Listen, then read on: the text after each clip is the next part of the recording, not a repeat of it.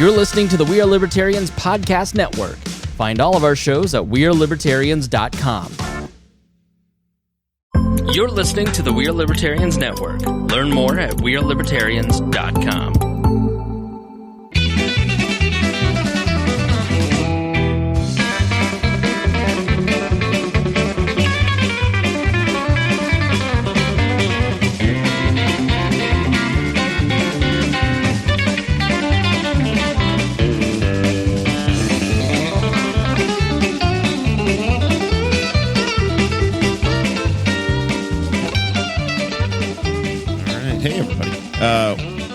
Welcome to the Boss Hog of Liberty podcast. This is episode number 307 of East Central's favorite podcast. Jeremiah Morrell, Dakota Davis. What are we doing today, Dakota?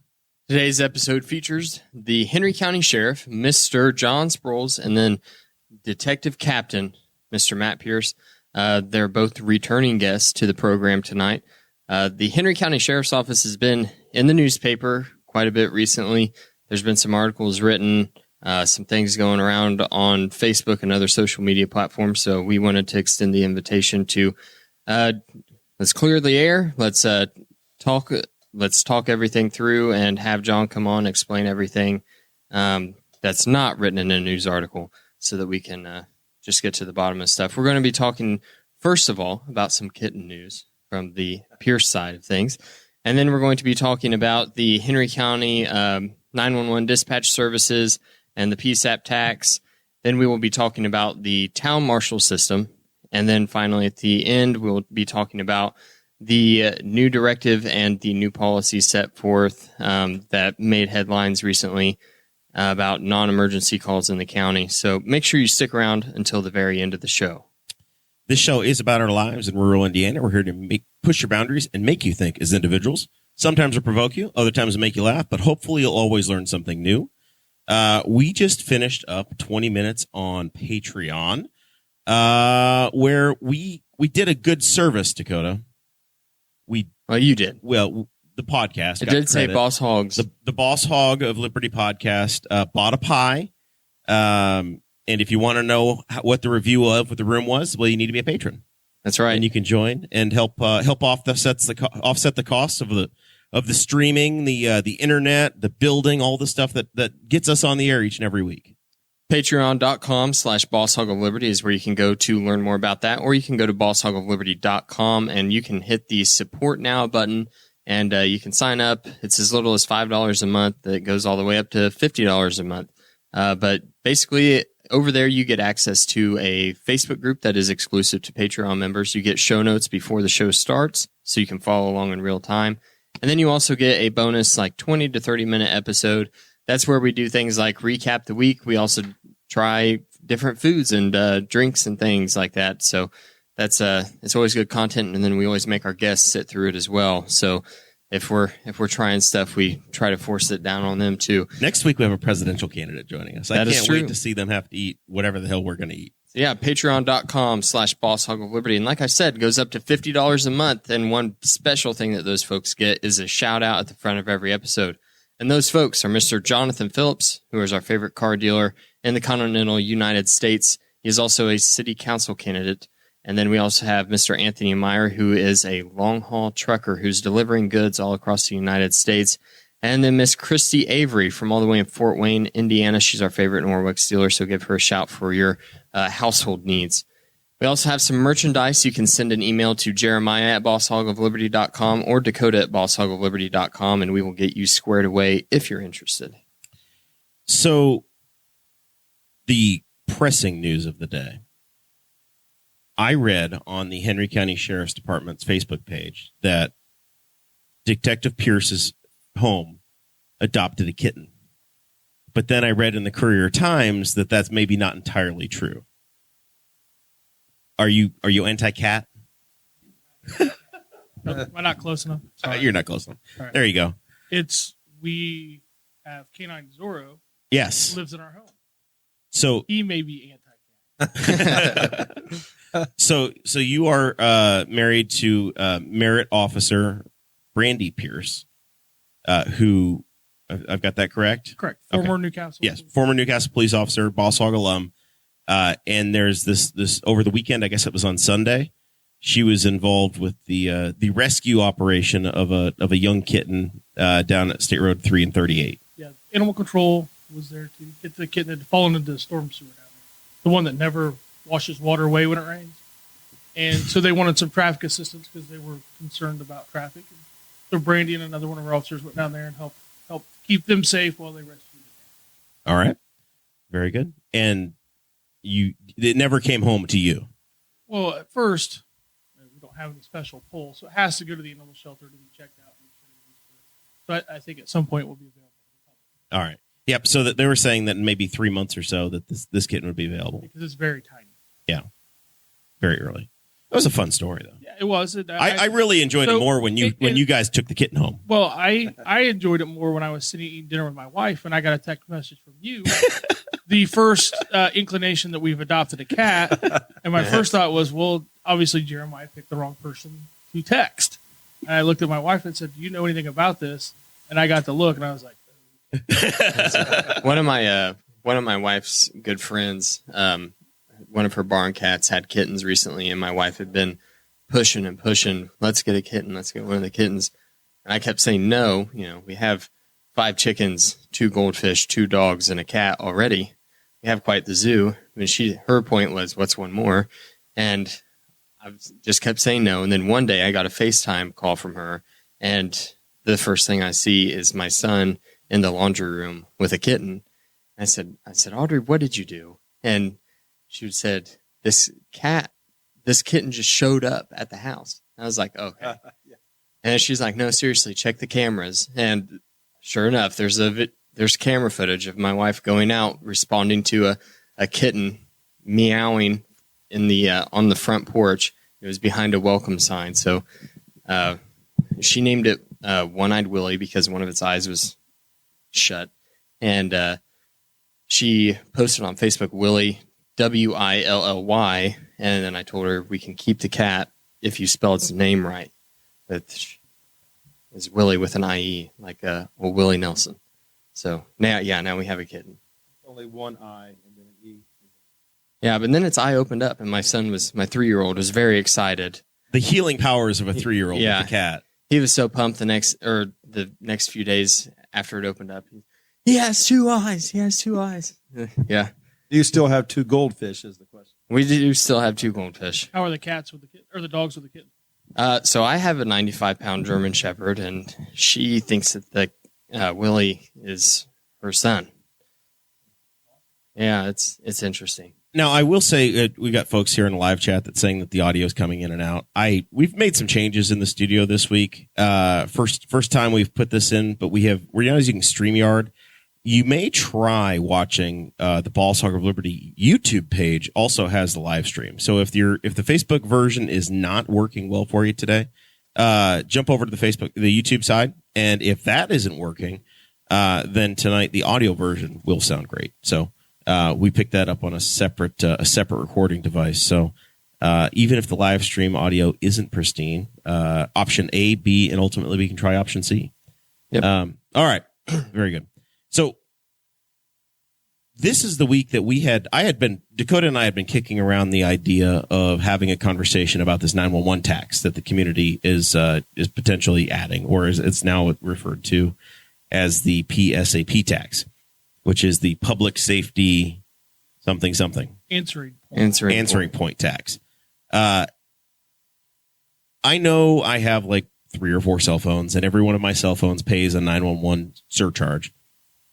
And my understanding is a guy that doesn't understand the back end of how, when I call 911, the phone gets answered. I would have thought that all of these 911 charges that we're paying in for all of our devices would be more than enough to pay for our 911 services. Why is the city of Newcastle, the Henry County government, the 911 office coming in and saying, "Hey, we need to raise your income taxes to pay for 911"?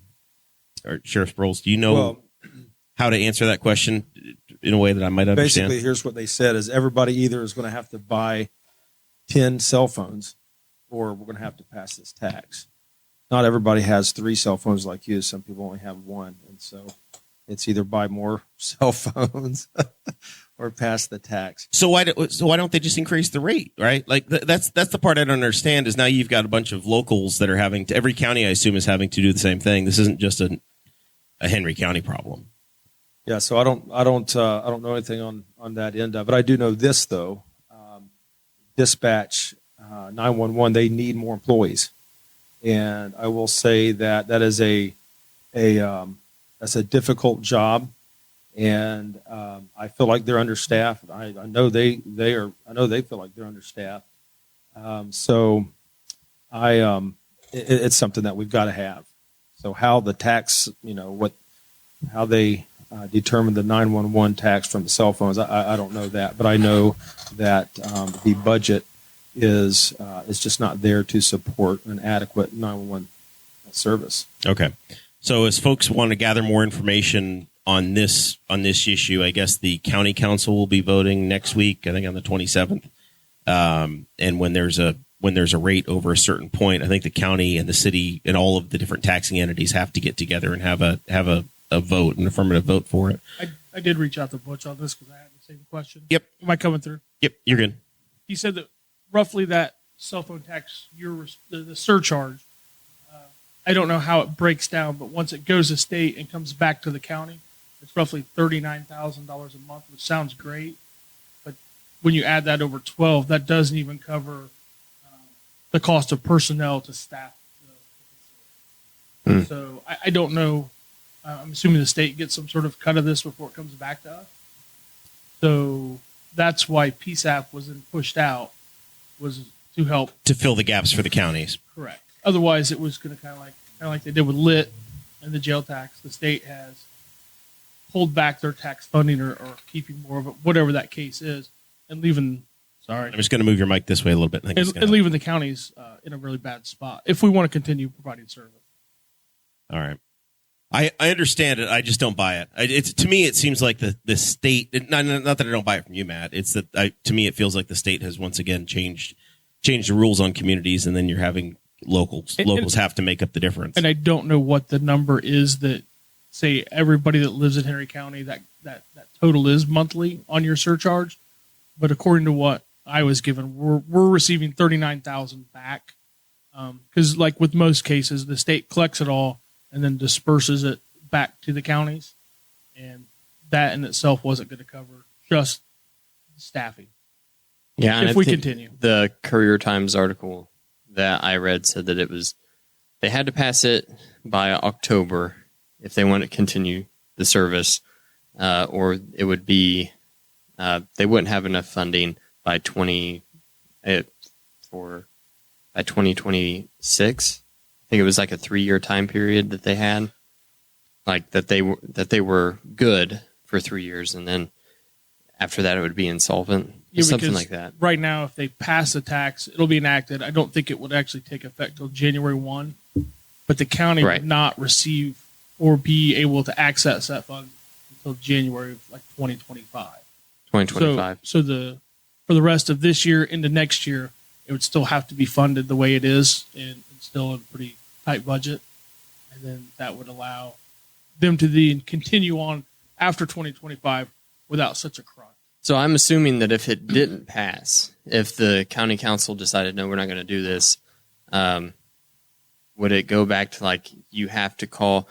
If I had an emergency and I called 911, would it not go anywhere? Would I need to call the sheriff's office directly?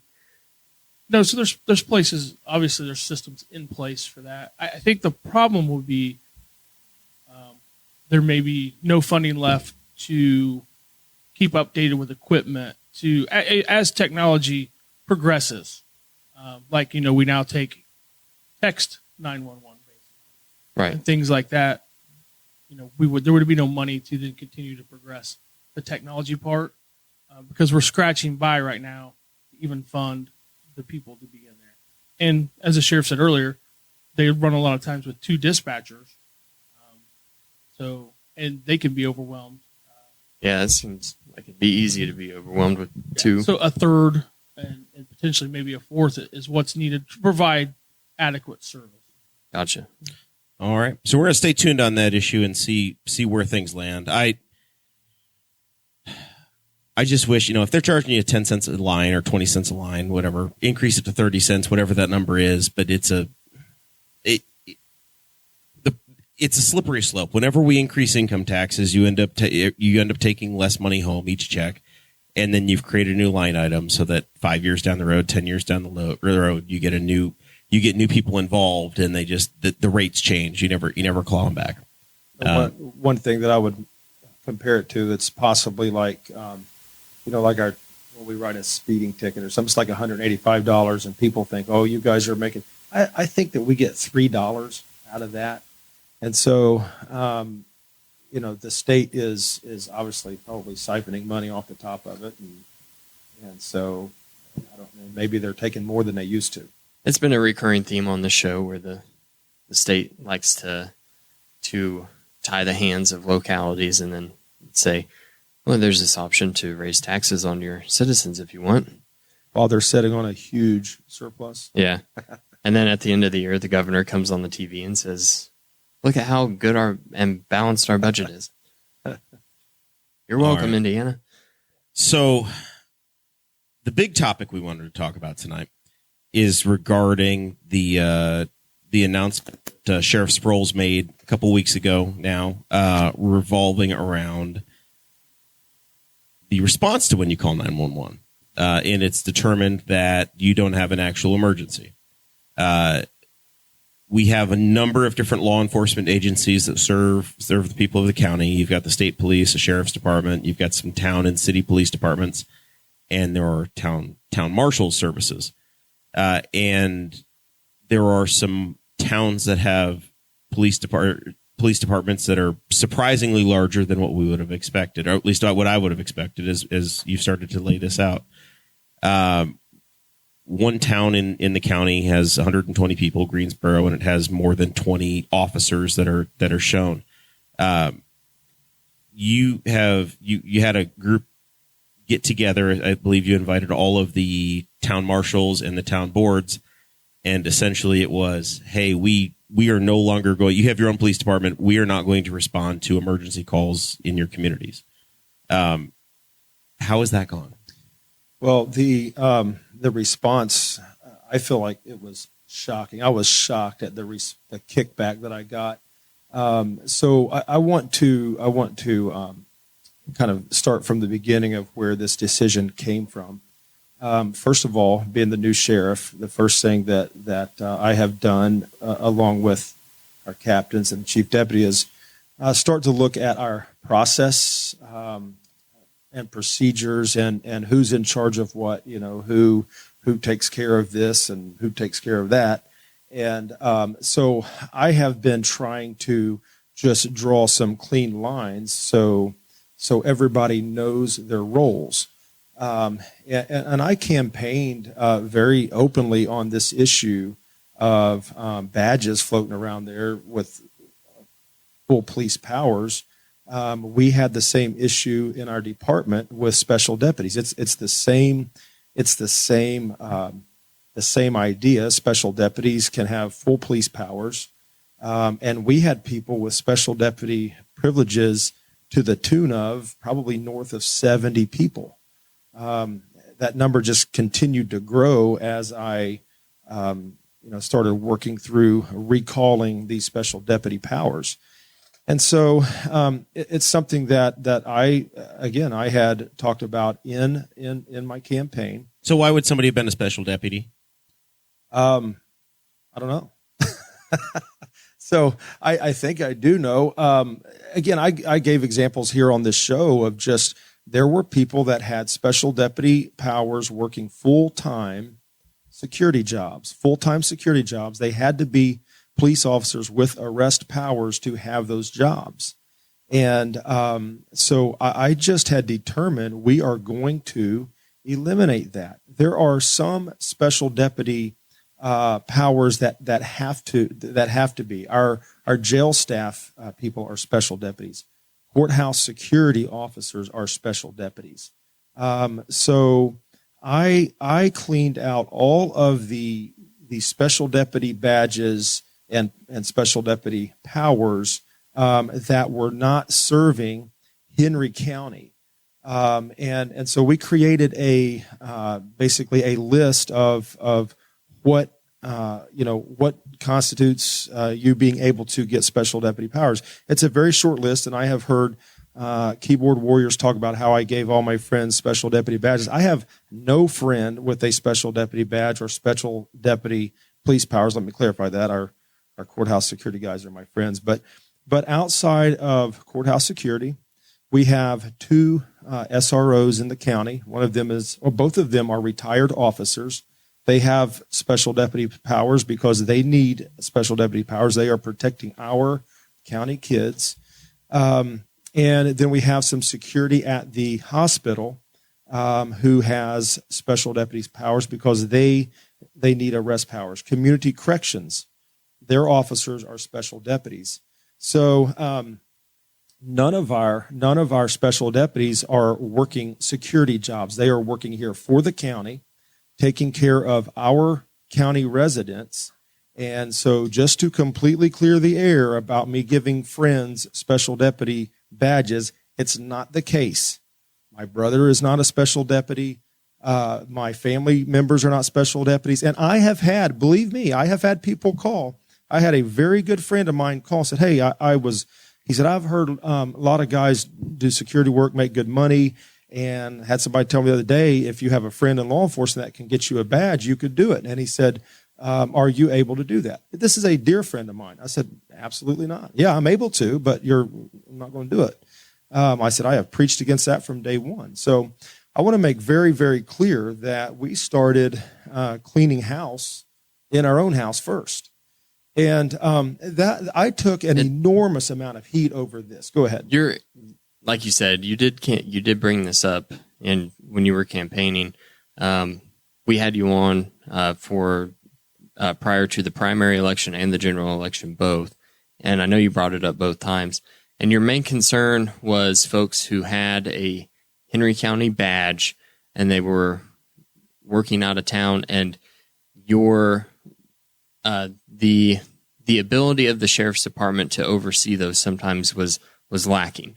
And you're like, I don't want someone with a Henry County badge doing something irresponsible whenever they're working and it coming back and looking bad on us. It's not lacking. It's just flat impossible to oversee that. I talked to an officer who's been a special deputy for many, many years, just about 4 or 5 days ago. And I asked him if I could use this illustration. I won't give his name, but he's been a special deputy for 20 plus years. And I asked him, I said, when's the last time you qualified with a handgun? He said, I think 2004. So yeah, liability. There is no way to police your police officers because I'll tell you this. I said this during the campaign. Early on in my campaign, I asked for a list of our special deputies. We did not have a list. And I was told, well, I guess we can make one up for you. I said, well, at that point, I don't need you to try to make one up. However, when it got near January 1st, I did request I need a list. So I got a list that had an enormous amount of names on it, an enormous amount of names. And at a quick glance, when I first read that list, I knew of many people that I know had special deputy badges that were not even on that list. So, like I said, I took a lot of pressure over it. The reason that I recalled those special deputy powers is because of liability. Absolutely. Our county is going to get sued when somebody working security in Indianapolis gets tangled up with somebody. What kinds of places are folks working security? Who are they working in? Warehouses? Are they working in retail? Football games? Where are people getting used? Everything you've named, and Captain Matt, you can speak to that. Give them some ideas of security in the Indianapolis area. Every sporting event you go to, obviously. I know there was some thought that IMPD didn't work the sporting events, and I do believe it comes down more to some of the out-of-county people are willing to take less than IMPDs. IMPD the commands like a $55 an hour rate, where I know a lot of people work for 40, 45. You had warehouses, front gates, checking people in and out, making sure employees were not leaving during work, any construction site overnight, sitting out there, anywhere that you would think of their potential of being crime or the need. I mean, there's some So sort of police if somebody officer somewhere. wants to hire additional security, they want somebody that has Correct. Broad Ripple's become quite the hot little spot. So, I mean, Jimmy John's has a police officer standing in there. Brothers, every restaurant down through there has a police officer Friday and Saturday night. So, anywhere you could think of, there's the potential for police work. And it has become lucrative. That's the thing. When I started 23 years ago in law enforcement, I thought I was making good money at $20 an hour working the Colts game. And now this is, we don't work for anything, usually less than 50, and it goes up from there. All right. And so the skeptic says, okay, so Mr. Sheriff, you're saying that you don't want these people to be able to do this independently. You want your officers to be the only ones that are allowed to go do this. Well, that's part of it. That's not the biggest issue. My biggest issue is that we have basically what we have with giving out badges and police powers. We've got full-time security workers, and one item we didn't mention that's maybe even one of the bigger ones is construction, road construction. You see that all the time. You'll see a police officer sitting there. So what's happening is in many cases, back to the town marshal issue, we've got full-time security guys, and that may even be a strong word. Let's say full-time guys sitting in cars with their lights doing the work while they're watching YouTube videos 8 hours at a pop. They're doing that full-time and then coming down and putting in 8 hours of 8 hours or 12 of work as a police officer. So that is a huge security issue. What you know really well is how to turn the lights on and click the triangle on the YouTube thing. And so you get very little police experience. So there's several things to that. You finally come down in a police setting. You drive an hour or so to your little town, and you're really excited to do something because you watch YouTube all week. And I don't want to be ugly. I don't want to be sarcastic here. I want to cover facts, and so you're excited to get into stuff. So therefore, man, as soon as that person maybe rolled that stop sign, man, you're ready to get up there, and I bet they got dope in the car. And just running people through the mill, and so it's a difficult thing when we have full-time security people coming down just to do a few hours of police work. You cannot stay on top of the things that you need to stay on top of working 8 hours a month. So the requirements for a town to have a town marshal's office, what are the towns doing? A town board says, hey, I'm going to start a police department or a town marshal. They hire a marshal and say, here's a budget, go hire a police department. How does that actually work mechanically? Well, my knowledge on exactly how that works is going to be a little bit limited, but let me correct one thing there that said about a town wanting to start a police department. There are people out looking to start police departments and literally contacting small towns and requesting a meeting with their 3 or 4 board members and saying, hey, we can provide you a police department for this town. We would like to start a police department. And you can just pay us $1 a year and we'll provide 24-hour coverage. And so it's like a sales pitch, essentially. It is a sales pitch. And I want to make this really, really clear to our people listening. That sounds goofy. It's happening. I have facts on people trying to start police departments. I've got body camera footage of people saying, well, I'm kind of a cop. We're trying to start a police department. And I also, this is one of the biggest concerns, and I want to be careful what all information that I give here. It's very interesting when you hear keyboard warriors going at it and you hear people saying, oh, did you hear what he said? He said, one thing they don't understand, we're dealing with a whole lot more information than they are. They have very limited information. And so there are some huge concerns. There's some realities out there where there are well-known, nationally known violent gangs that have a goal of infiltrating small town police departments. We know this stuff as a fact. This is not something that I'm just making up and trying to scare people. This happens. We know that people have wound up with badges who are hardened criminals. And when we go back to, how does a police department get started up? A town has the ability to start a police department. An incorporated town can. So you've got 3 or 4 board members, and in many cases can be elderly people. No knock to that, but it's just, hey, I've lived here, and my grandparents lived here, and I am the one in charge of this town. And so you have some really nice people that come into town and sell. Do you want police cars here? We can have full 24/7 coverage for you, and it won't cost you anything. I guess I don't know how that's possible.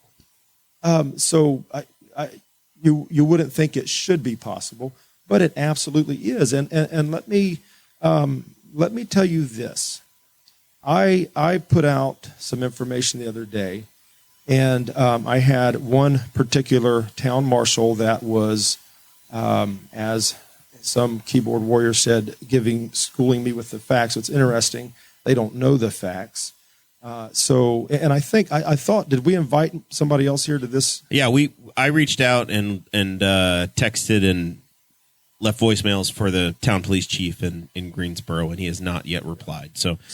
We did try to get all sides involved in the conversation tonight. I wanted that. I was hoping that he would be here because, I invited them to the meeting that we had at the sheriff's department. He didn't show up, neither did any of the representatives from town.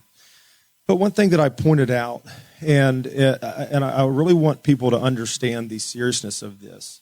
There was a comment that he made. I had made a comment about there's a real easy way to test to see how much they actually care about your town.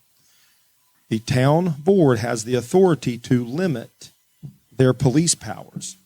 They can limit their police powers to on duty in their town only. They have the authority to do that. So I made this suggestion that if you want to know how much they care, just limit their police powers to on duty in their town only, and then you'll know whether you're running a badge factory operation. So the reply that he had, the Greensboro town marshal had, was, let me tell you how much I care about your town. I spent $10,231 of my own money last year on your town because I care about it so much, including buying the ice cream machine. So here is just a really crystal clear point that I want people to hear. These are facts. I'm not trying to be ugly. I'm not trying to be cutting. These are facts. I put out a comment on Facebook about this, and I said, I'll personally spend $10,000 some on your town because I care about it so much. I'll drive an hour and pay for my fuel to get here. I'll buy my own police car. I'll come down here and work for free. And my assistant chief of police will drive an hour and 27 minutes, I believe, was the fastest map per Google. He'll buy his own police car. He'll buy his own gas, and he'll work for free here. And I've got 20 other people that will do the same thing because we care about your town. Now, here's an interesting thing. The state police, what have they done recently that everybody is well aware of? They have raised their starting salary to $70,000. Plus, they promise giving a brand new police car. Plus, they have amazing benefits. Why have they done that? It's because they can't hire people. Now, so they're trying to boost their hiring. But for some reason, some people's got to ask themselves this question. If the state police is having to pay $70,000 to get officers, why are people coming to Greensboro for free? I think that's a legitimate question. So a town like Greensboro, an officer, this model that's set up, they will supply their own car, so they're going to go out and buy some sort of a used police car of some sort. Correct. So a $5,000-$10,000 car. Right. What does it to be a legal officer in Indiana? I guess in the town marshal system, how much training is required? What kind of uniforms are there? What's a car have to look like? What are the basic things that are having to be accomplished? So the best way I talked to a reporter from Channel 13 about it, and here's the best way that I can explain that. So the basic requirements for a reserve town marshal is you have to take a 40-hour pre-basic course, and after you take that, you have a badge and a gun. It is up to the department from there forward, other than they have to maintain 24 hours a year of continuing state-mandated education. But I'll give you this example. If you wanted to be a police officer and you went to one of these small towns and you were friends with the marshal, say, hey, I want to be an officer. He'll probably tell you, hey, cool, you're a good guy. We've got to do the 40-hour pre-basic course. I've got some instructor friends that probably could get you through that in 25 hours. And if he trusts you, a week after next, and I want all the listeners to think about this. I want all the listeners to put themselves in this position. Whatever your knowledge is of police work, after next week, you could be driving a police car, carrying a gun, getting on the radio, and being on duty.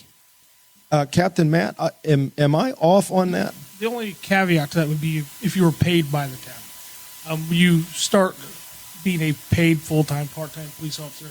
It does bring in the Tier 2 Academy requirement, which I can't say exactly how many weeks that is. It's a more condensed version of the basic academy. I think Tier 2 is 8 weeks, but none of the smaller towns that we're dealing with have paid part-time. So if you're going to be a volunteer marshal, you basically can forego that. You could still go, but there will be no statutory requirement for you to attend the academy in any way. But if you're a volunteer marshal, that you are then eligible to go do the private security work. Well, correct. Well, then I guess what's the difference then between that and a Henry County Sheriff's Office reserve deputy? So there is no difference when it comes to the 40-hour pre-basic course. Again, I go back to it is up to the department of when they will release you. So even with our reserves, we have an FTO program, a field training officer program, and that we have several pages. And I'm glad you brought this up because it's very interesting. So I know some of these small town marshal agencies talk about their FTO program. Field training officer. Yes. So I'm not sure what that program looks like. I'll tell you what ours looks like. You have an entire list of multiple situations that you have to check off, you have to have done with a field training officer. You've had to have 1 or 2 DUIs that you did. You did all the reporting on it. You've had to respond to X amount of domestic violence cases. You've had to respond to, you name it. You've had to be the reporting officer on a personal injury crash. You've got to cover all of these things that you can typically encounter as a police officer and check that off before you're able to go out on your own. So here's the situation. Saying, hey, we've got a field training program, and I'll just use Greensboro for example. I could go back probably 20 years and pull everything that's happened in Greensboro for 20 years. I'm not sure that a police officer could check off the whole FTO list. So I don't know what they're requiring other than you've got to be sitting in a car X amount of time with another officer, because you're not going to encounter, you're probably not, you'll get a DUI every once in a while. You'll get a drunk person run a stop sign. But all right. So say we've been using Greensboro, so we can say Greensboro or we can say Cadiz or Mount Summit. I don't care what town. Say an officer from one of those communities writes a speeding ticket over in Hancock County or in Shelby County or whatever. What court gets that? Does it? The court which the violation. Wherever the violation is the one that deals with it. Same thing with us. The same way. If I'm in Marion County, which is rare to do because unless you're familiar with the system and the way to submit tickets and do things like that. It makes it tougher. But basically, in any of the 92 counties, the violation occurs in that county. That's the court that's going to oversee that. So do these town folks know how to write a ticket or to do that job in when they're working 50 miles away? So the point of those jobs, and I'll say that because I do work it. I want to one thing for what Dakota said earlier when he referenced our reserve division. I think it goes back to what Sheriff Sproles said earlier. Our reserves come and put their time in. Jonathan Phillips, for example, strictly for the citizens of Henry County and the benefit of the sheriff's department. They can't work part-time. They can't go. You won't see our reserves. In the past, has it happened? Yes. But now you won't see our reserves at the Colts game because they are here to serve and support the road division and to help that division function properly, not to supplement their income. So I guess the people under your charge that are the volunteer deputies, I guess, so what Matt's saying is you've kind of implemented, or maybe it was before you, I don't know, the policy of your police powers end when you are not on duty in Henry County. Yeah, so good example. I worked probably 4 or maybe a total of 5 years as a reserve in Henry County. I only had police powers when I was on duty. I couldn't go. I wouldn't have gone and worked a security job, but I couldn't have. When I went off duty, that your police powers are done. So all of our reserves. This is the big key. All of our reserves, as Captain Matt said, they are here because they care about the county. And you'll hear me talk about they're here for the right reasons. I want to touch on that here. There are some of these people that are there for the right reasons, probably in every one of these little towns. I want to make crystal clear that I am not anti-town marshal. In fact, we have several town marshal agencies in our county that do a good job. They are here for the right reasons. They are here to do the right thing, and they do a good job at it. So I want to make that clear. In fact, something I thought we would talk about later on, but we are the Sheriff's Department and the State Police and the Newcastle Police Department. We are trying to pull together a system in which we can help these town marshals. We're putting the nuts and bolts together right now, and our goal is to have one person from each of those departments to reach out and meet the 2 or 3 seasoned town marshals that we've had here for many years. Have a sit down with them and talk to them about what are your needs, how can we help. So I want to make it very clear. I want to help these town marshal agencies if they're here for the right reasons. There are some people that are not here for the right reasons. There are some people that are working here in this county that should never have a badge ever. And I get that people can change, and I appreciate that. But there are some things that have been done in the past that eliminate you, or they should, from ever holding a badge again. So to get hired by the Sheriff's Department as a road officer, there are background checks, there are investigations, there's multiple boards, groups of folks that interview, and ultimately the sheriff gets the decision to make a hiring decision. Maybe not as many safeguards in a town marshal system. So I think in many cases there's maybe not any safeguards. They trust a person and they appoint them as their town marshal, and they allow him to bring on the people that he trusts. And so again, I know that there are officers working in our county that should not be police officers. And so there is somewhere somebody has missed a checkpoint. And my concern is this, that there are, you can get records expunged, okay? So maybe this isn't the right way to say it, but in the civilian world, when you've had a record expunged, you are not supposed to, you act like the offense never occurred. However, in regard to law enforcement, you you have to reveal whether you've been arrested before, whether it's been expunged or not. And so some of these people go and tell these town boards, oh, I've never been arrested. Okay, great. Well, that's great. And I'll be honest with Arrested or convicted? Because we've had this conversation on the show before. Yeah. So convicted. You get convictions expunged. Now that you're on the mayor board, you see we asked for arrest too because Right.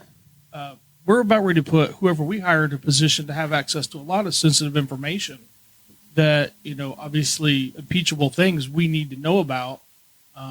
So that way we can make a good decision. Because you've been arrested, does that mean you're not going to be hired to Indiana County Sheriff's Department? Absolutely not. We've had people that have had public intoxication, minor consumption when they were in college. Doesn't make them a bad person. But if you've been arrested for something a little more serious, we should probably look into, was there any merit behind the arrest? Right. If you were arrested for domestic battery, perfect then example. we know have that that a lot. you probably have a problem with anger and aggression, and you don't need to be having a badge. Or it could have been a report that should have never been filed because, you were in a nasty custody dispute and it turns out it wasn't legitimate. So we look at it both ways. And that's the process that Jeremiah's talking about. Yes, this is before you're with ever hired. The multiple different checks. And I will go back to Jeremiah with the pay thing and the dealing with out of county things. Working in the positions for E&B paving, they require you to be an academy graduate. That's one of the things. And I know I work it because we've talked before. But in the 23 years I've been here, I started as a reserve in 1999, the Sheriff's Department, hired at Newcastle PD. We had very few marshal's offices, and you those have lived here. But as the off-duty pay has become lucrative, now across the donut counties and pushing out into surrounding counties, and I think the sheriff can attest to this after talking to some of the other sheriffs, when you can make a full-time living as a police officer, have never gone to the academy solely by being hired and worked at one of these agencies. You're essentially an independent contractor officer. Yes, you're going to use that car and your uniform and your position within that town to work all across the state and make far more, if anybody at the council's listening, than we can hire you at, which is pretty tough. But it also attracts some people that probably shouldn't be in those positions, because we're talking you can make $100,000 if you want to get out and hustle and work being a police officer, but never working in your town. And by never, I mean putting in your 24 hours. Doing the bare minimum, whatever Correct. that is. So help me understand the marking side. Like, these cars, do they have to say police at all, or they just have a police license plate? What is what are the requirements? There really are none that I am aware of. There's no requirements at all. They put red and blue lights in. They don't have to have a police plate on them. I mean, some of our unmarked cars, they have regular plates. Most of the time, they're fake plates. They're legitimate. They come back to They're undercover plates. Yes, they're undercover. They come back to an interesting name. But so they don't have to even have police plates on them. Red and blue lights. People understand red lights as we pull over. So, man, I don't know what this thing. Yeah, I think our audio engineer is trying to help things out, so it's cracking. And I will say this: when it comes to police cars, there are some statutes that govern. Like I'm a full-time police officer, but I can't throw police lights in my personal vehicle. I think the process would be, obviously with us, the commissioners purchase the vehicles. They're owned by the county, maintained by the county. I think with the marshal's offices, most cases, like you said earlier, I don't think it has to be a $10,000 police car. I think if you have some money in your pocket, you can buy a brand new police car. And then you fill out a lease back to the town, where the town pays you or pays a lease of $1 to then, quote unquote, lease that vehicle for that individual. And then that makes you eligible to go through the municipal section of the Bureau of Motor Vehicles and request municipal plates, police plates. Obviously, you can't get sheriffs, the town police, or like state police plates. But that then would make you eligible to put a police plate on the car, which statutory then gives you the ability to put all your police equipment in it. So for the average person that gets pulled over by somebody that's in a car that's unmarked, is there a is there a requirement for what a uniform has to look like for a town, or is it somebody wearing a polo shirt that has a badge on it? I guess I'm starting to think about this as just as a person that's motoring around the community trying to figure out, how do I know this person's authentic? Yeah. So I don't have the exact statute in front of me uniform wise, but I believe it basically is a reasonable, prudent person would understand clearly looking at you that you are a police officer. Right? It's going to be worded something to that effect. And so as the producer was talking before the show about having to have a uniform and a marked car, so you have to have one or the other. And I know there's a lot of talk out there about I pulled somebody over illegally.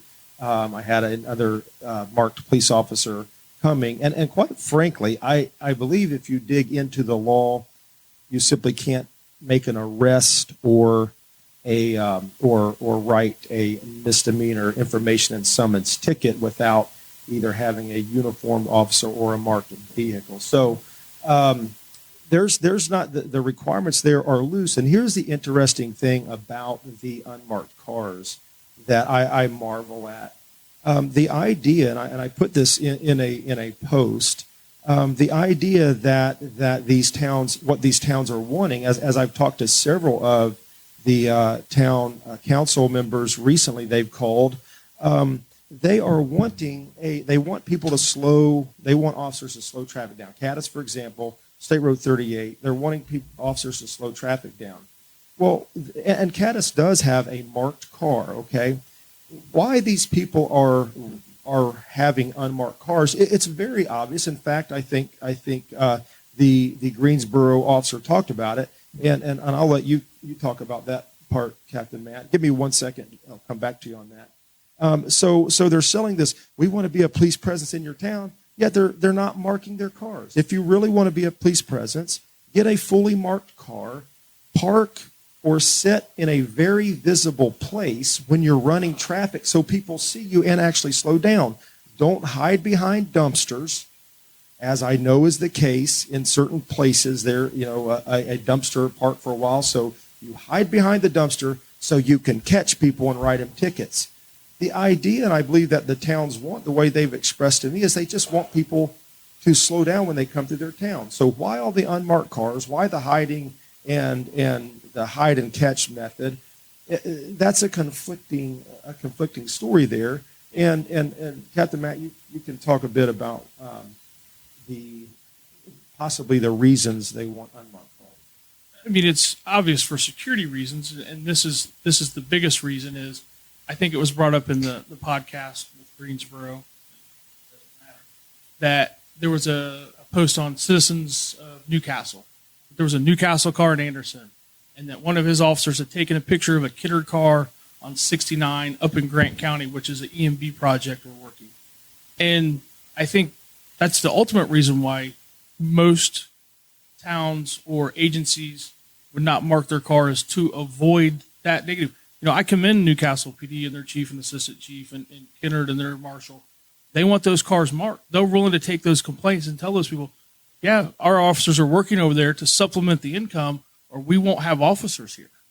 I mean, that's the bottom line. So, but if you leave your car unmarked and you're out of county sitting in a construction zone or working security, if you don't see the uniform or the patch, there's no way to know who that is. So then also there's no way for anybody to then question your town board, why is this agency here or why is this agency there? And the interesting thing to that is, I've had town marshals say, well, I should be getting the complaints. You say you're getting, well, I'll tell you why you're not. Because all your vehicles are unmarked. Nobody knows who you are. And so don't complain that you're not, they don't know who you are. I have officers who call me that say, hey, who is this guy? This plate returns to a little town. I don't even know. Is there an actual police department in that town? So it's interesting to get the frustrations where, these complaints need to come to me. Well, put the name of your town on your car so they'll know where to complain. Yeah, that sounds like a more, I don't know, it seems, I was trying to think about what you'd said earlier about, tell your guys they can't take the vehicles back with them and that they only have police powers when they're on duty. And then we also had been talking about how, it's pretty necessary for folks, especially working in small towns, to supplement that income.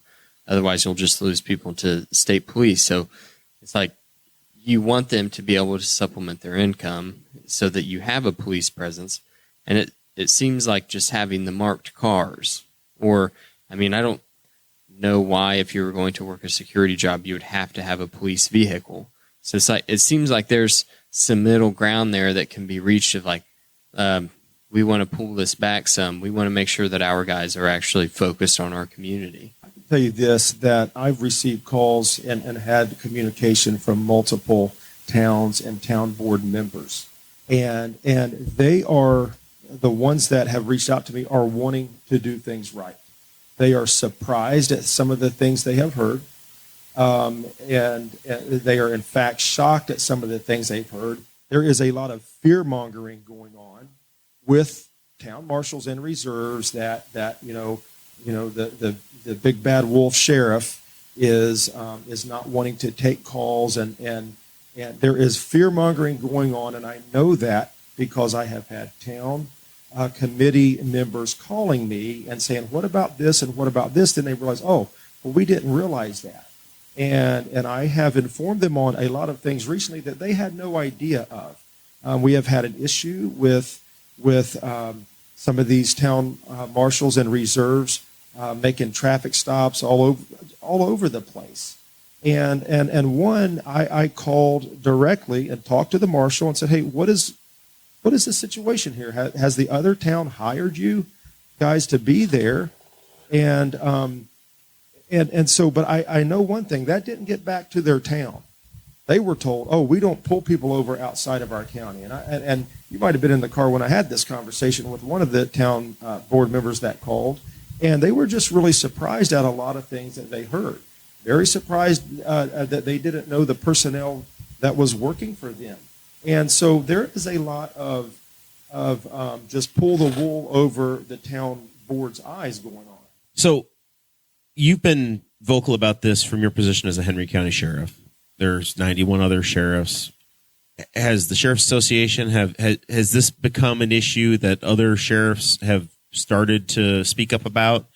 Or is there any momentum or conversation with state legislators about changing the system? There is. And let me just tell you a couple interesting parts of this, some interesting facts. And I've wanted to, and I have attempted to, and I believe have stayed just simply to the facts through all of my conversation about this. I'm not trying to throw pot shots at people. I'm sticking to the facts. So here are some facts that are a little bit staggering, and part of the reason why I first made the directive to not respond to calls. Like I said, we're working through our process and procedures and who covers what.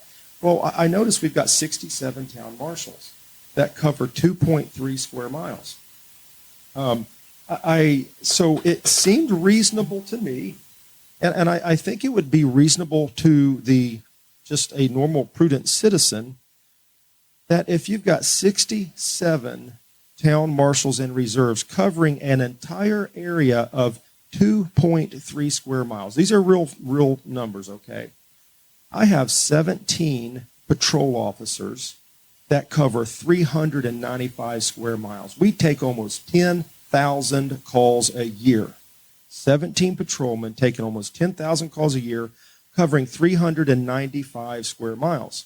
So I look at 67 town marshals. I get it. They are reserves and part-time.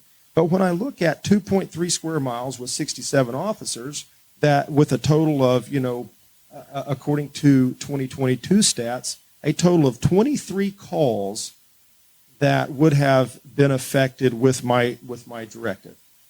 23 calls that they would have had to absorb in 2022. Divided over eight town marshal agencies, that is an average of less than 3 calls in an entire year that they would have had to take. 2 out of those 3, actually more than 2 out of those 3, would be simple phone call reports that they could have taken while they're sitting on an interstate watching YouTube. And I shouldn't, I need to be more sensitive to. So I thought, hey, this is reasonable, so let's put this directive out. Let's let them cover those 25 calls. And then I get this blowback that is absolutely mind-boggling. What are you talking about? You can't. And it just, so I'll tell you, I have had so much pushback from the marshals and reserves. I have had good conversations with I've had good conversations with every one of the town board members who have reached out to me. There have been some that have not reached out. So what I have done as of today, I sent an email back out to these communities because I know their people are wanting to do the right thing. And I said, hey, look, since it's obvious the 67 officers are not okay with taking these calls, just rest assured we are going to take all of the calls. So let's not worry about we're not going to respond to non-emergencies. Had any of them picked any calls up in the last 2 weeks that they would have not normally done, or have there been any? What's amazing is they've been out. like You've noticed the presence? Like the radio traffic, I've heard officers. Now, granted, I work in the detective division, but I still listen to my radio. I've heard there's been an increase in radio traffic. It's 1041 and 1042, and they may say that's because of Spellman. But at least now we know that they're out there. They're out there doing it. So we need to define the Spellman thing too. Yeah, so we will. So I told the communities, I sent this email to the marshals and to the town boards to disregard we won't respond to non-emergency calls. We'll take care of all the calls because it was causing such a huge issue, and we did not respond to any calls. So I also put in that directive, just be it known that we have not declined any call. And there was just so much panic, and again, I'm going to go with fear-mongering. Well, how do you have to make the decision of whether it's an emergency or not? Every officer, every time they get a call on the radio, every officer makes that decision the second they get a call. Yeah. That's nothing new. You do it every call that you get. You make that determination. So just to dispel all of this, the people are going to suffer. Well, guess what? As I made very clear, I will not leave anybody without a police officer presence who actually need a police officer presence. But so we've put it in writing that we will take all the calls, and that's fine. So what we're wanting to do now is I made a comment about this is my last conversation regarding this, and what I mean by that, I want this to be my last conversation regarding pointing out the issues. You have to identify the problems, or you can't address them. So, before we move on to that with the directive, was that kind of your main goal with the directive? Was to just start a conversation amongst the town boards? I said that very clearly. That really the main goal here is we've got to put a spotlight on this. And I'll be honest with you, for the town marshals and reserves to freak out, what I would have thought they would have done is say, hey, no problem, man, we'll cover it. That's what I thought they would have done. For them to freak out about, oh, no, absolutely not, we're not going to take those 25 calls, that told me very clearly, either you're not capable, and so there is some reason that you can't take those calls. You're not capable of taking those calls, which is true in many cases, and I've got instance after instance that I can talk about of the incapability of being able to follow through and complete the police action that you started. There's plenty facts out there. So there's some reason they panicked over 25 calls, and I would be embarrassed if I was a group of 67 people that says, "Oh no." So there's some accountability to this, right? So say there's a property theft, and a town marshal comes out and finds that lawnmower's been stolen, and now there's a chain of there's evidence, there's a process, and it's going to go to the prosecutor's office so that they can actually, say they found a guy and deal with it. There's some responsibility for the town marshal to have documentation that's going to be able to work in the legal system. And so what came clear to all of us when we had this, oh no, we're not going to do that. You don't want that responsibility. You don't want responsibility enough to put the name of your town on your car. So you don't want the responsibility of, oh my goodness. And again, I haven't hidden the reason for this. I have said it. I wanted to generate a conversation. The conversation was a lot bigger than I thought it would be or should have been. It's just phenomenal to me that somebody didn't say, hey, look, this is a good opportunity for us. If I'm on the other side, I'm going to say, this is a good opportunity for us to, let's run with it. Let's tell our town, hey, we're here for you, instead of, oh, no. That would have been so they missed a really good opportunity to say, yes, we are here to provide police coverage, true police coverage, not traffic coverage. So have you been invited to some town board meetings? Well, I have been called to some town board meetings. No, but let me tell you something that I want to point out. I have been reviewing some town board minutes because there are reasons that I would need to review them, and I'll tell you, some good conversation between some towns who are trying to do right. They have gotten together with other towns, and it was interesting to read the minutes because I'm not present in the room. They're free to say whatever they want to say. And there's some interesting things that I read of where they are saying, hey, we need to step up in this area. We can do this. And let me talk about a comment that was made by a reserve officer that was very interesting, and it proved a point. I talked about a state trooper rolling up on a couple reserves in the car, one's training the other, and it was on a traffic stop, and the trooper said, hey, what do you got? And he said, man, I think they're drunk. Okay, have you done field sobriety test yet? And, man, I hate to say this. I don't know anything about that. What would they have done? So what would they have done had the trooper not rolled up? He ended up doing the whole thing, taking care of the DUI, just doing all of the process. But here was what was in one of those town board minutes that a reserve said. He said, here's the bottom line. We don't encounter that enough. It don't matter if you have learned it and knew it at one point very well. You don't do it enough to remember it, to remember that process. It's a very detailed process. And that's completely true. And so those are some real concerns. Is there a way for, like, the town marshal could send folks to different training? Like, does ILEA do anything like that? Absolutely. But again, what this would it cost them a lot of money? So there's a little difference though, because there's different tracks of training at the academy, depending on the level. Like full-time police officers, there's a little more training for. The academy is not. I don't think anybody's been there. They would be inundated if we sent them 3,000 town marshals this year to train. You know what I mean? There's the facility's not there for it. But is there training throughout the state, whether it be at local level, at state level? 100%. I mean, it standardized field sobriety. I mean, you can go onto the Indiana Law Enforcement Academy website and just scroll the pages of within each county what's being offered. Is that something like that the Henry County Sheriff's Office could offer? Because I know you're doing training programs for the reserve deputies a lot. You have the training program there. You said, hey, we'll use our training facility for the reserve deputies for the volunteer deputies in the town. I think looking back on it, I think that's an opportunity we've missed to afford maybe some of these small towns. Because I can tell you, I've worked in Marion County and I've worked in other counties, and each county has its own nuances. So to come in from Indianapolis and try to start a department within Henry County, it's not a complicated system without somebody before you to teach you the system. These are the steps you take on this incident. These are how we take people to jail. These are where your tickets go, things like that.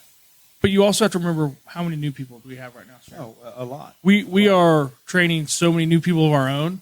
Our FTOs we don't have enough FTOs. They're swamped. So, but as I said earlier, we are looking at, and in fact, the state police sergeant that has been involved in trying to help us pull this together, he has printed off a multi-page document on a proposed, here is how we can help. So we are turn yourself just a little bit. There you go. Yeah, I'm sorry. So we are looking at trying to figure out how we can't overrun our capabilities, but we are going to be reaching out to try to help, and we're already helping one town. One town has already been working with one of our sergeants, and he has been helping them regularly in the process of bringing on new officers. So I don't want to make it look like I just want to strike a match and throw it and walk away. Here's what I do, and I haven't been. I'm not too shy to say this. I want to help people who are here for the right reasons. I want to help people move on who are here for the wrong reasons. And some people, I am very open. Captain Matt would know this. I have told our people, I will have the hard conversation. I will have the hard conversation. I owe it to our people. I owe it to our community. I am here to protect our people. And there are things that they are, with some of these town marshal systems, our people are in some cases getting harassed, in some cases their rights being violated because these officers get into something that they don't know how to complete. So it is about protecting our community, and I guess that would lead into the Spillman conversation. That is simply about protecting our community. We have talked about this for years. So Spillman is the software that all of the officers in the county use to communicate and to investigate. That is correct. So since 1989, the city of Newcastle, they are the ones that originated the Spillman program. I say originated. It came to them, and then we signed an interlocal agreement, and so has Middletown and Knightstown. There are no other interlocal agreements signed for the Spillman program. And we have talked about this, like I said, for years, and we never could get the right answer of who actually is in charge of Spillman. So I called a meeting several weeks ago with everybody that makes decisions legally in this county. Let's just put it that way. Everybody in a huge conference room. We got together, and I knew all the answers sit in this room. And so it narrowed down very quickly to, I'll be open here. The Newcastle Police Department pays, let's call it $20,000 a year for Spillman. Okay, it's $19,000 and some change. The Sheriff's Department pays the same, so let's call it $20,000 and $20,000. 911 pays the same amount, so it's another $20,000. Knightstown and Middletown, they pay a certain amount for it. Because they're smaller departments, et cetera. That's correct. Smaller budgets. That is correct. So those are the only agencies that pay into this, and somehow, over time, we have just allowed all these people to filter in and have access to our system. So we had 67 officers, most of which are from a long way away from here. And there is one thing that I want to say here that's important. I've made comments about people living out of town and not having, they don't have a 765 area code. I also said that many of those officers are not in Spillman. I know that the Greensboro chief said every one of them are in Spillman. Well, I've got some interesting stats here, okay? They have 22 officers. 9 of them are in Spillman. One of those 9 simply has a name. There are 8 out of 22 that actually have information such as an address. I have asked for addresses because I feel like we should know each officer that works in our county where they live, because God forbid something terrible happens. You know what we do when something terrible happens? We don't pick up a phone and call. We go to their house, okay? So this is just a fact. And like I said, I've seen heard some comments about keyboard warriors saying, oh, he handed Sproles his you-know-what with the facts. Well, I got some news. Some of those things that he was saying are not facts. The fact is that you have 22 officers and only 8 of them are in Spillman with addresses. The rest of them are not in Spillman at all, no names, anything. 5 out of those 8 live in Indianapolis. 1 of them lives in Martinsville. 1 of them lives in Greenwood. And 1 of them lives in Avon. My guess is the other, whatever that total is, probably don't live anywhere around here either. So here we. So they would use that software that, say, the city of Newcastle is paying for to do the private security job on the west side of Indianapolis. So I can't speak to them using it to do that job. However, what I can speak to, because we can see, I would be what you call a super user, which I can see what everybody. These systems are tracked. Captain Matt would know. You can't do anything in that system without it being able to be tracked. So I looked at the activity that some of these people were doing. One of these people, one of the first people they ran was John Sproles. Well, that's interesting. Why? There's a lot of John Sproles in the world, man. There are. And then that person also ran his girlfriend. That was one of the second ones. And his girlfriend's friends and multiple other of our police officers, okay? So also, I could see that these town marshals, some of them, are running plates while they're not on duty, sometimes to the tune of a lot of plates. So I called one of these town marshals and said, hey, are you aware that we can see everything you're doing on this computer? Well, I guess I thought you could. Okay, well, yeah, we can. So here's my question. Why are you running 35 plates at a time that you're not on duty in your little town? The explanation to that was, I'm catching up on reports for my little town. You wouldn't have to run 35 plates in your entire year to catch up on reports in that town. So one thing that we knew for a fact, that we have 67 people. We don't have any idea who these people are. Most of them ain't even in our system. And they have access to our Henry County residents. Since 1989, everything that has occurred in Henry County, investigation-wise, law enforcement-wise, is in that system. And this sounds terrible, but it's just a fact. If you have had a family member who was sexually battered, they could go pull that report up and pull the pictures up. And so again, any user can do that? There are some limitations. You can put password protection on some of them, as you guys have done before. But there are partitions within Sproles. But generally, you would be able to get most information you need. Like, let's say Dakota has been the complainant and the victim, and he's called in some things. Anytime that your name is attached to a report, we put it in the involvement field. It could be a vehicle, it could be a friend, it could be whatever. You can go in there for the most part. Now, I will say, like drug task force, partitioned off. So if they're working a drug dealing case against you, your friend, you can't go in and see that. But in general, yeah, you're going to have access to a lot of information on anybody within that system. And it's set up for that way because if we vetted you, and it's not the question that they shouldn't have access, but we vet our new hires. We make sure that there's no arrest, that there's no impeachables, like they haven't had prior thefts or anything to do with dishonesty. Before we allow them access to our system, we don't just first day one go, here's Spillman and here's how you do it. We vet those people to protect that information, and it's basically protecting the information of the people that have trusted us to take their information and use and put into the system. So the concern is it's not the town marshals, it's whatever number haven't been vetted by the agencies which are providing this service. It's just like IDAX, for example. They use that as an example. You send in a fingerprint card and you do things like that.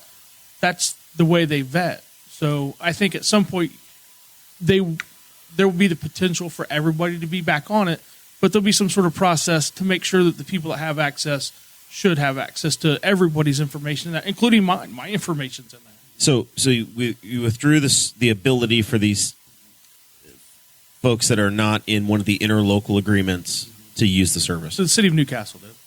Okay, right. the city of Newcastle made that decision. Correct. So what happens now? So if somebody in Cadiz says that they want to run a plate or look something up, do they have to call another officer in? No. So I want to make a couple points. You asked the question: does everybody have access? For the most part, yes. And so I don't want to lessen the impact of these people's ability to look up pictures. They could go in and type suicide in the call nature, and every one of them could pull every suicide we've had since 1989 and just start rolling through pictures. And that is, when I saw this, I thought, hey, it is my job to protect our citizens. That means protect your information. I absolutely, and obviously the chief of Newcastle Police felt the same way, including the meeting that we had with everybody that makes decisions when it comes to legal matters in this county. So yes, we pulled them out of there, and as Captain Matt said, it's not necessarily just we don't want any town marshal reserve having that. Help us, we've got some retired police officers from Newcastle that are the town marshals out at Kenner, great guys. And so, but to answer your question of can they still do their job? There could be a case made that they can do their job more safely. And let me explain that. They will tell you at the academy, don't be down in your computer when you pull somebody over. So we'll go back to Greensboro, for example. They were putting all of their information making a traffic stop. They're typing this in. That is a very dangerous thing to do, to be buried in your computer when you don't know who you're pulling over. And so there is a case to be made that it's safer. So you ask about running a plate. They simply pick up the mic, say, dispatch, need a 1027, 1029, read off the information. So you can do that while you're watching your person. It can even be safer. So they tried to make a loud splash about, we can't even do our police work. State police don't have Spillman. Other agencies, IMPD don't have Spillman. That just happens to be the software we have. There's all kinds of software. There is free software out there for them. And I noticed that in the meeting minutes that I was reading, where they were talking about what kind of software to use. It does not affect their ability to effect police work at all. I know they cried about it, and I don't say that sounded cheap by saying cried about it. They were very upset about it, but it does not. It removes their ability to get in and just scan around and type Jeremiah Morrell or Morrell and Dakota. I'm telling you, they're going to find out that my mailbox gets hit a lot because it's the end of a turn. And you're the complainant then. Well, I'm the victim. The victim and the complainant, though. Yeah. I had a note. I was at work, and I never did go pick up the note. Apparently, I have a report of some sort where the whole thing went down, and I never got it. But the neighbors were telling me about it. Anything else in the department you want to update us on while you're here? I know we're probably starting to run tight on time, but the rest. Our jail is we're running some high numbers. It was up over 240 the other day. 246 is our max. I don't know exactly why this is occurring. A lot of times, I guess you do peak out in the summertime. So we kind of peaked up. We were down today to, I think, 231, which is good. So that we are full. We have hired. Well, I switched tracks. We are full at the jail. But we have hired 3 new merit deputies, and for the first time in a long time, we have a full staff of merit deputies. We've got a lot of guys that need trained. However, I'm going to go back to a campaign statement. We absolutely need 2 more officers. We are running short in the detective division. We need another detective, and we need another road officer. And as I said in this directive that I emailed out today about we will take all of your calls, I also have told our guys I want to boost the police presence in all of these towns. I want them to know that I care about them. I'm not trying to be. I'm looking for a solution, but there are some people that are not here for the right reasons. They are here just to get a badge. They've been moved on from every other little department because they've got fired, and there's a lot of things we could talk about. I didn't come to throw shots tonight. I've come to deal with facts.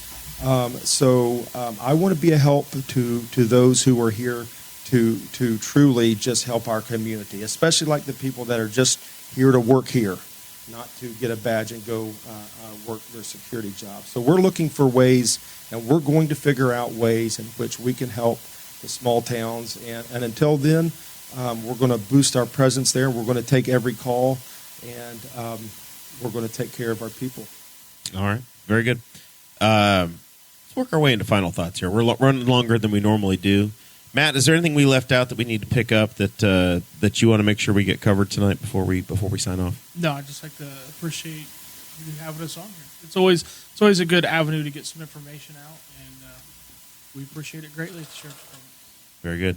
Producer Zach, welcome back, by the way. Oh, it's been rough. Like, Monday was my first day in the office this month, which I highly recommend, being the 17th. It's been a rough transition. You haven't worked in like 3 weeks. You were semi-retired. I took off, like Thursday afternoon before the 4th of July to go to Mid-Ohio, and I didn't go back to work till Monday.